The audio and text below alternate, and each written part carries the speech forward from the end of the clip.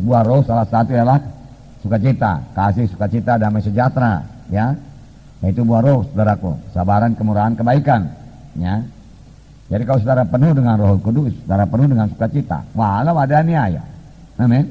Ini ada aniaya, mereka diusir. Tapi Paulus dan Barnabas pergi ke kota lain, saudaraku, dia pergi ke Ikonium, saudara. Sukacita. Biar sukacita Tuhan selalu memenuhkan kita, amin, saudara. Ya. Itu satu barometer, saudaraku, persekutuan kita baik dengan Tuhan. Sukacita. Sukacita, ya. Nah, kemudian mari kita baca Kisah 14, ya. Ayat 1 sampai 7. Kita baca bersama-sama. Semua membaca. Di Ikonium pun kedua rasul itu masuk ke rumah ibadat orang Yahudi, lalu mengajar sedemikian rupa sehingga sejumlah besar orang Yahudi dan orang Yunani menjadi percaya.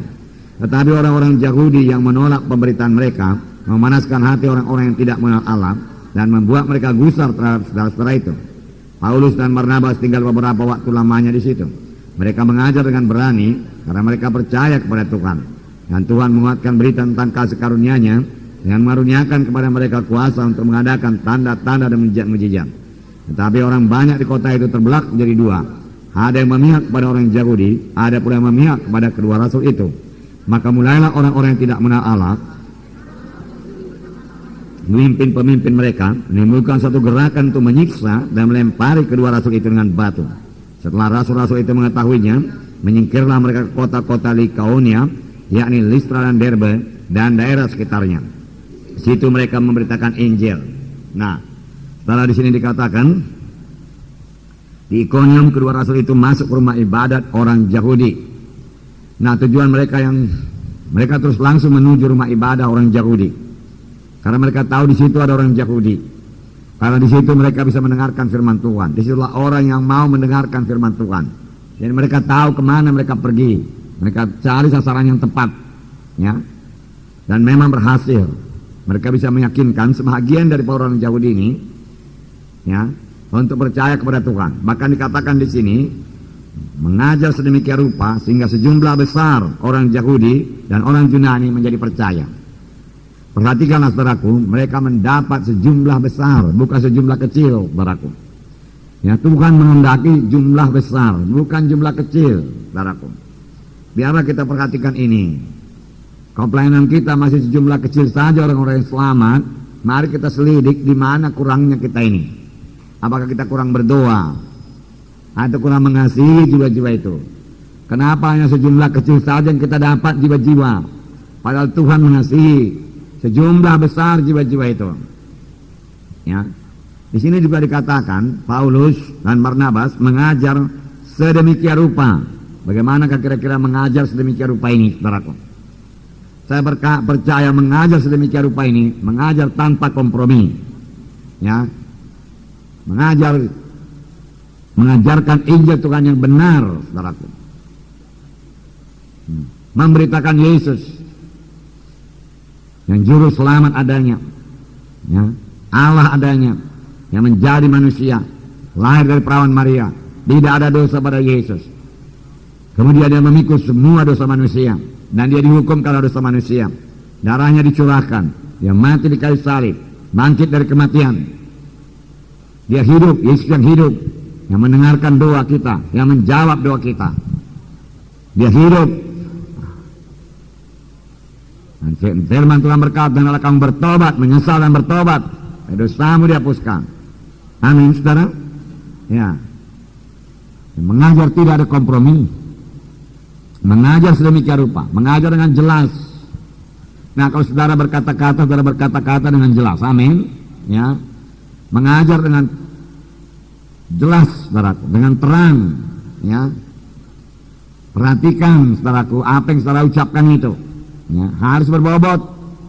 Tidak perlu mengucapkan padaku perkataan-perkataan dunia ini. Karena untuk mengucapkan firman Tuhan saja selama 1 jam masih kurang waktu kita. Apalagi kita ambil pula bumbu-bumbunya, saudaraku, daripada saudaraku cerita-cerita orang dunia ini. Itu cukup banyak dari dunia. Tak usah ditambahi. Itu bukan bagian kita, itu bukan berita kita. Kalau terbaca Kisah Rasul, apakah berita mereka? Berita mereka selalu berita-berita tentang Yesus. berita-berita tentang Yesus, berita-berita tentang Yesus.